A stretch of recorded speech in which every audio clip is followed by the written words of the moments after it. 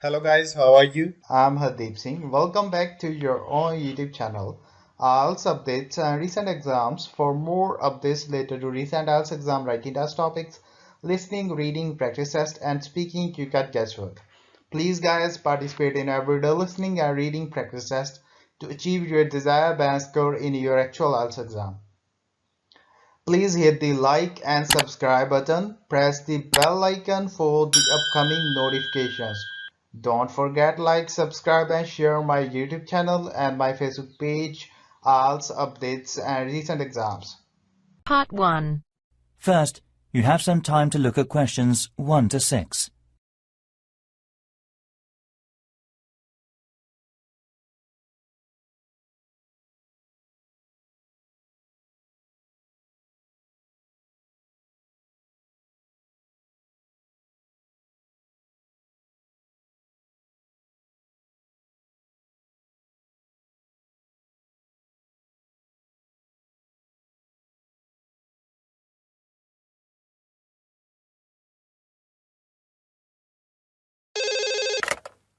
Dubai Palm Apartments. Amanda speaking.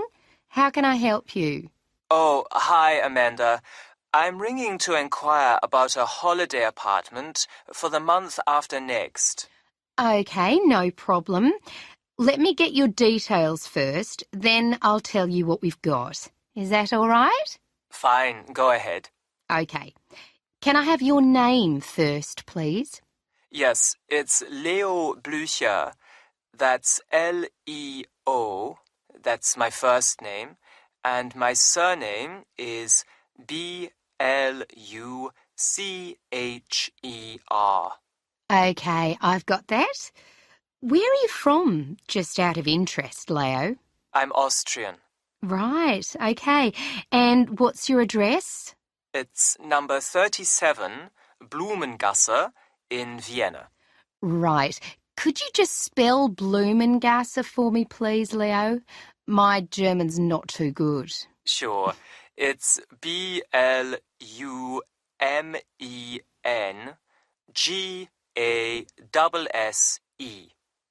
Great, thanks. And what's the weather like in Vienna at the moment? It's pretty grey and rainy, I'm afraid. Hope it's better in Dubai. Yes, it's lovely at the moment. Sunny and warm, but not too hot. Now, can you give me your phone number? Yes, it's 4312 11057. Great. So, you're looking for a holiday apartment, Leo. How many people is it for? Just yourself? No, there'll be 4 of us, 2 adults and 2 children. Fine. And when would you like it from? Ideally from the 1st of January. January the 1st. Okay. I'll have a look and see what we've got. How long would you like to stay? Well, it depends a little bit on the price, but I think that about 9 days would be perfect. Fine. And talking of prices, what would be your maximum, do you think? Well, I've looked on the internet, but I don't know if I'm being realistic if I say 200 euros per day. Things seem to range from 150 to well over 400. Well, it depends where, of course, but I think we could probably find something for you at that price. Great. Before you hear the rest of the conversation, you have some time to look at the questions 7 to 10.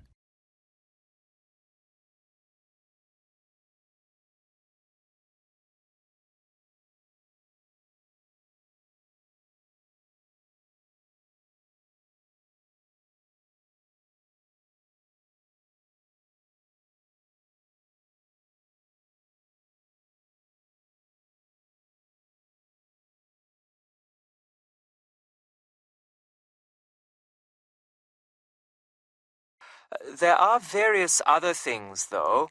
Our children are quite small, and we don't want to take them to restaurants all the time. So one thing we'd really appreciate is a fully equipped kitchen so we can do some cooking. Yes, I completely understand. Do you have any other special requirements? Yes, we live in the city centre, hundreds of miles from the sea, so we'd really like to be able to see it from our apartment. Okay, I'll note that down. All our apartments come with air conditioning and central heating, by the way. Oh dear, one thing I don't like is the noise of air conditioning in the background. Can you make sure it's as quiet as possible? Yes, I'll look into that. Anything else? Yes, just one more thing. We'd like to hire a car while we're in Dubai, so we'll need to have a parking space, I think. We don't want to have to walk a long way from the car to the apartment. I think you're quite right. I'll look into all these things and make a list of possible apartments. Do you have an email address so I can send them to you? That is the end of part 1. You now have half a minute to check your answers.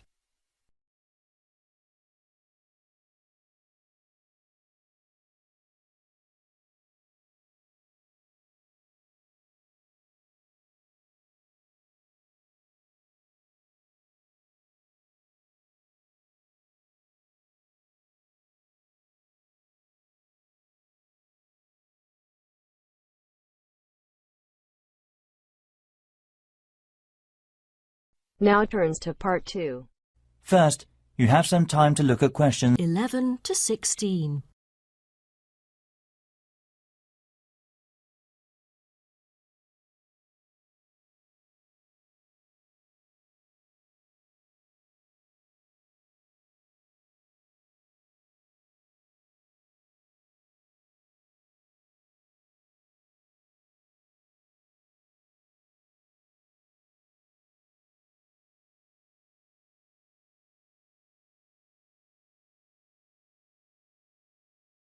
Hello and welcome to today's talk. Here with me is the famous botanist, Professor Alison Downing. So, Alison, tell us something about cocoa beans. Cocoa beans, also called cacao beans, are the primary constituent in making chocolate, grown in tropical areas in South and Central America, West Africa and Asia. The cocoa tree is often raised on small family-owned farms. When the harvested pods are opened to expose the beans, the pulp and cocoa seeds are removed and the rind is discarded. The pulp and seeds are then piled in heaps, placed in bins or laid out on grates for several days. During this time, the seeds and pulp undergo a process called sweating, where the thick pulp liquefies as it ferments.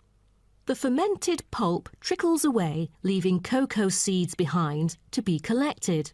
This is when the beans are harvested, and then the bags holding them are ready to be transported. But the most important step in processing the cocoa bean is cleaning it. Once the beans are unloaded from the railroad cars, the packages are opened and then weighed by machines. Then the pods are split, and the seeds or beans are covered with a sweet white pulp or mucilage. On arrival at the factory, the cocoa beans are sorted and put in a hopper to be cleaned more rigorously. The wet beans are then transported to a facility so they can be fermented and dried. They are fermented for 4 to 7 days and must be mixed every 2 days. They are dried for 5 to 14 days, depending on the climate conditions. The fermented beans are dried by spreading them out over a large surface and constantly raking them. Then the beans are ready to be roasted. Now, roasting takes place at a high temperature, and then the beans are boiled in a heated chamber. During the roasting process, the beans will be expanded and cracked.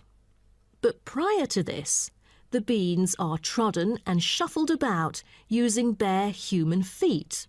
During this process, red clay mixed with water is sprinkled over the beans to obtain a finer colour, polish and protection against moulds during shipment to factories in the United States, the Netherlands, the United Kingdom and other countries.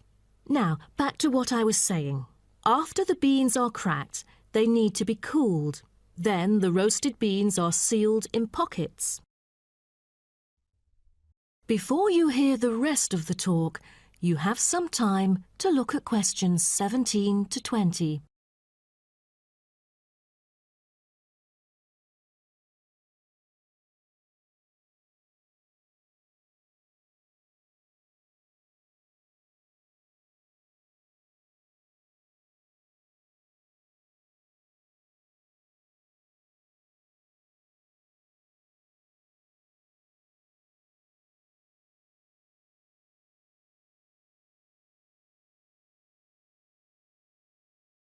Wow, that is not a simple process, is it? But someone told me that different roasting levels of coffee can lead to different kinds of flavours. Yes, roasting coffee transforms the chemical and physical properties of green coffee beans into roasted coffee products.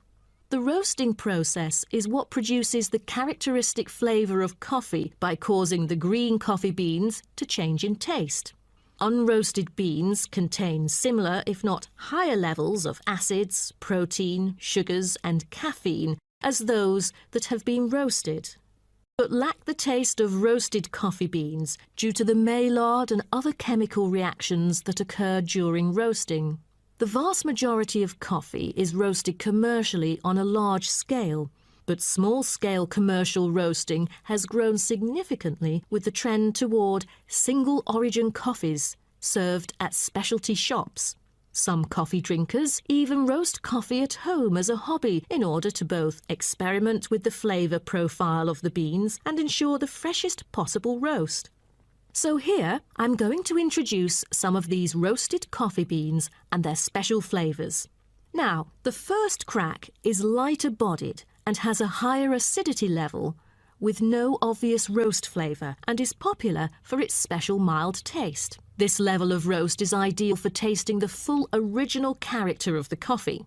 The green beans are raw, unroasted coffee beans. They are strictly hard beans with a smoky flavour and are slightly acidic. We've also got French roast, and the flavour that comes across in French roast coffee usually has more to do with the roasting process than the actual quality of the beans.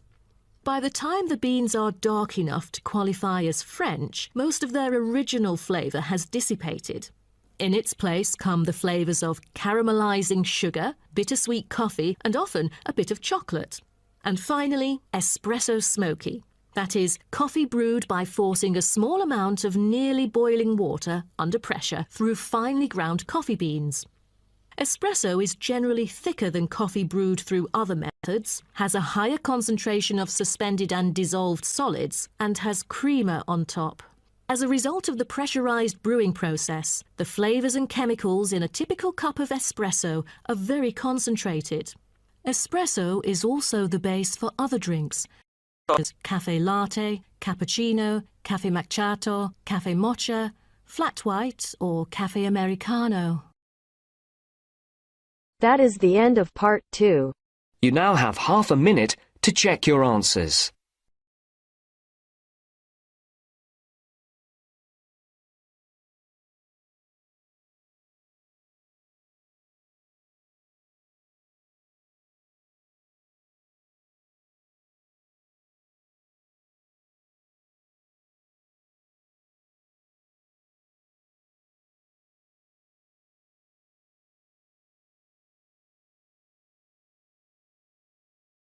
Now turns to part 3.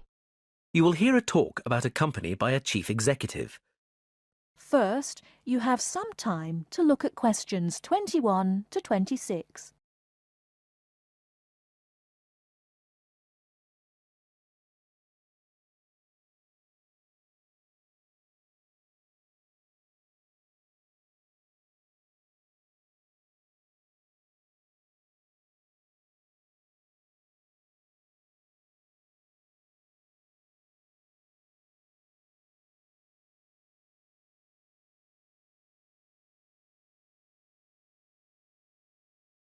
I'd like to start by welcoming everyone to our annual meeting and thanking you all for your hard work.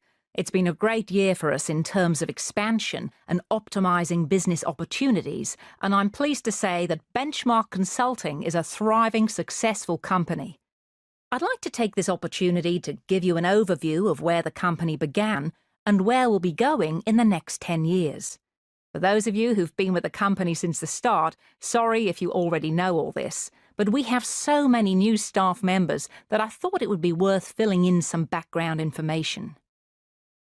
Benchmark Consulting was set up in 2000 by James Cox, a local entrepreneur who opened the first office in Melbourne.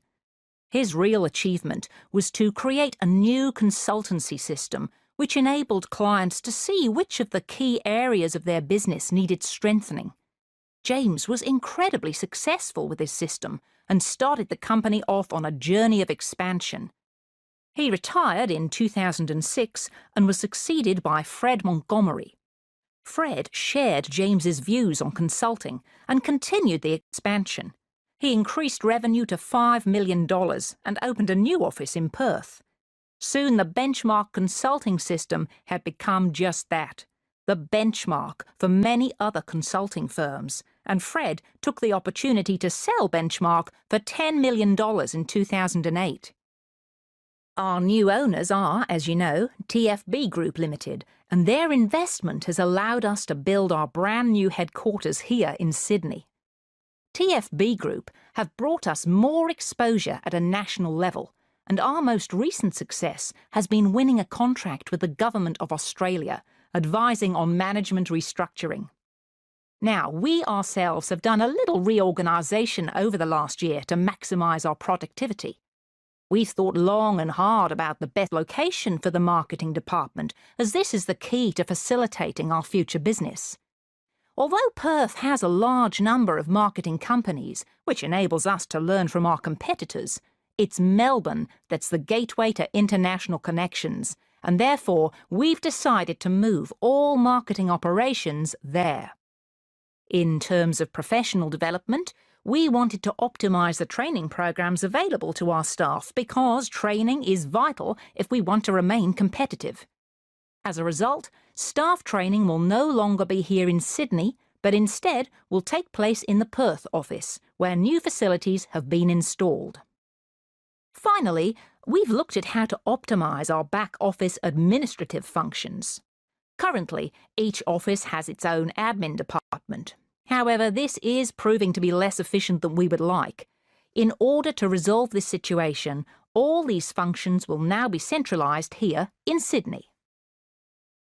Before you hear the rest of the talk, you have some time to look at questions 27 to 30.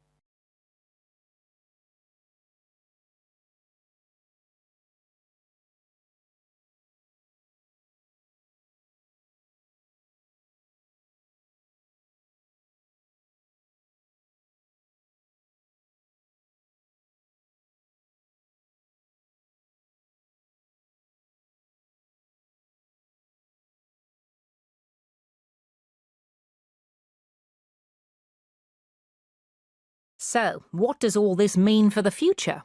Well, after 10 years, I've decided that Benchmark needs a new vision for the future. I think it's time for us to divide up parts of the business into smaller units. Therefore, over the next 5 years, I aim to set up 2 small subsidiary companies in order to focus on international expansion in Europe and Asia. There are many organisations in emerging markets which could benefit from our experience and skills. Which leads me to the next point for future development, that of increasing our workforce. It's become clear that all our departments are understaffed, so we'll be taking on more employees over the next year. And the really good news is that to make us a desirable employer, all positions, current and future, will receive a salary increase of 10%. Lastly, I know that some people are worried about the financial aspects of having to move to another city as part of the restructure. So Benchmark will be providing a relocation package to all employees thus affected. This is because we would like you all to remain with the company for the foreseeable future. That is the end of part 3. You now have half a minute to check your answers.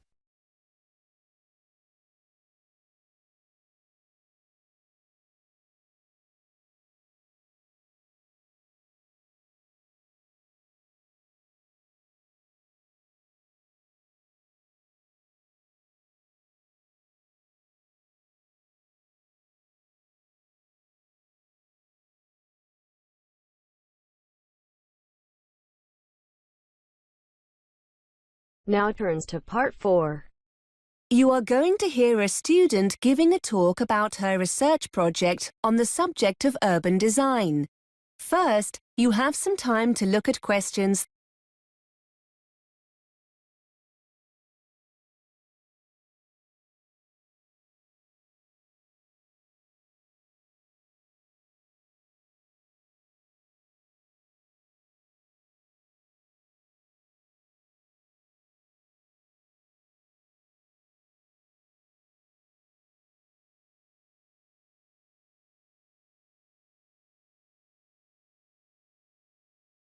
OK, everyone. This week it's the turn of Carol to talk about the progress of her research project. Over to you, Carol.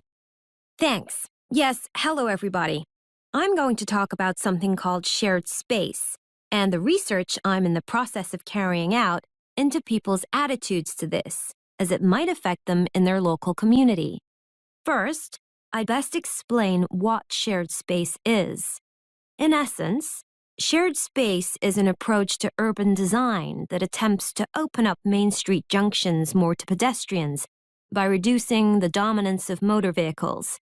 It's a form of planning associated with a Dutch road traffic engineer called Hans Monderman, who believed that, by sharing the space available, drivers become more aware of pedestrians and drive more carefully.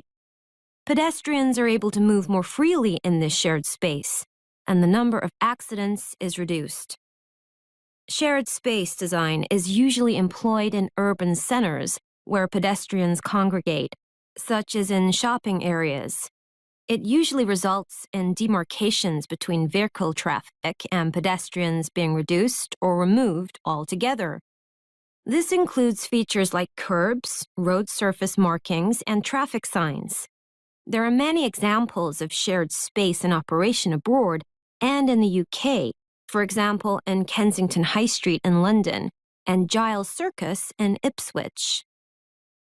In addition to a decline in accidents, those in favor of shared space also claim additional benefits such as a reduction in unsightly street furniture, like signs and metal guardrails, which can be replaced with more trees, planters, seating areas, and other aesthetic improvements determined by local people.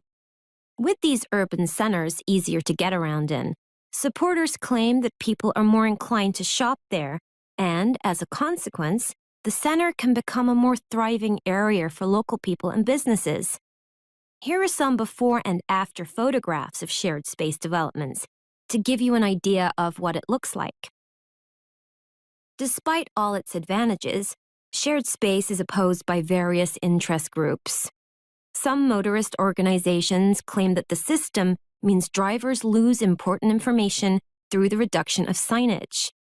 Those representing blind people argue that removing features such as curbs, railings, and barriers between pavements and roads takes away familiar support and means this group of people cannot negotiate their way as easily as other road users.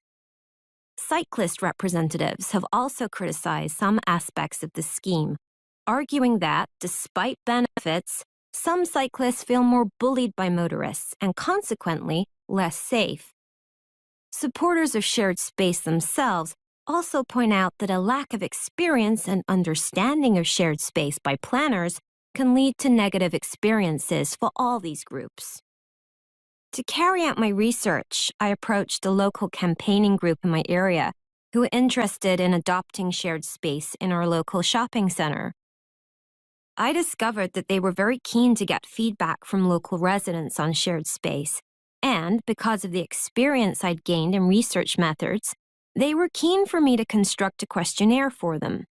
The focus group have a website and an active social media presence, and they decided that the questionnaire will be available as an online survey.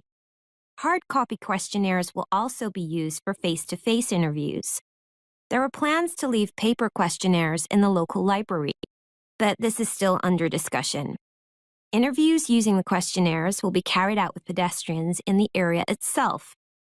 The group don't have the resources to deliver additional questionnaires to the homes of local residents, so this option was dropped.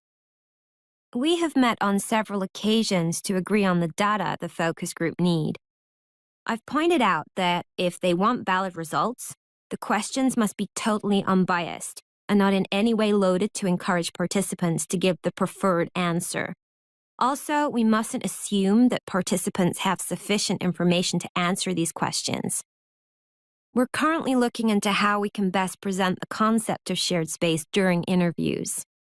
I've designed some of the questionnaire, and I'd just like to spend a few minutes going through it with you. I'd be grateful for any feedback you have. That is the end of part 4. You now have half a minute to check your answers. So guys, don't forget like, subscribe and share my YouTube channel and my Facebook page, IELTS updates and recent exams. For more updates related to recent IELTS exam writing test topics, listening, reading, practice test and speaking, you cut guesswork. Please guys, participate in everyday new IELTS listening and reading practice tests to achieve your desired band score in your actual IELTS exam. For more IELTS material, visit my official website www.ieltsupdatesandrecentexams.com. The link is given below in the description. If you need PDF files of latest IELTS material, then please join my Telegram channel. So guys, please write your score below the comment section. Again, thanks for listening. God bless you all guys. Stay tuned, stay safe.